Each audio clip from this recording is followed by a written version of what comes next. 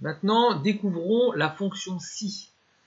C'est une fonction qui va nous permettre de créer une nouvelle colonne d'information en fonction de valeurs. Là, j'ai pris l'exemple donc de marcs qui ont différentes valeurs de pH, et on veut dire ici déterminer si les eaux sont acides ou basiques, par exemple, pour utiliser la fonction si. En d'autres termes, on veut dire ici qu'on a de l'eau acide si le pH est inférieur à 7, et on aura de l'eau basique si le pH est inférieur à 7. Donc là, on clique sur la première cellule qui va recevoir la fonction, on appuie sur insérer une fonction ou directement ici on écrit égal si, et en effet vous voyez il commence déjà à nous proposer des fonctions. On clique dessus, ça va nous ouvrir une boîte de dialogue. Je vais double-cliquer. Si elle ne s'ouvre pas, vous cliquez sur insérer la fonction. Et là, automatiquement, il va vous ouvrir la fonction qui a été dernièrement appelée, c'est la fonction ici en l'occurrence. Donc le test logique. À chaque fois, vraiment, prenez votre temps. Tout est écrit dans la boîte de dialogue.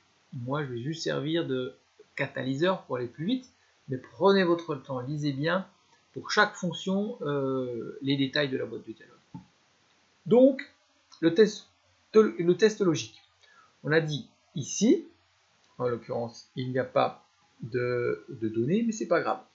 On va dire ici la valeur qui sera là, si elle est supérieure à 7, si c'est vrai, elle est supérieure à 7, on aura de l'eau basique. Si c'est faux, donc elle sera acide. Voilà. Assez simple, je ne laisse que deux choix. Je mets OK. Et là, il dit que l'eau est acide, parce qu'il considère que là, on a une cellule avec 0. Si j'avais écrit 8, par exemple, automatiquement, vous avez vu, ça va changer, il dit que c'est basique. J'étire ma fonction, et pour toute la colonne, il va appliquer cette fonction-ci. Je vous montre une petite astuce. Là, si vous allez sur ce petit carré au coin inférieur droit de votre colonne et vous double-cliquez, il va étirer jusqu'au bout votre formule. Quand je dis jusqu'au bout, jusqu'à ce qu'il rencontre une cellule vide.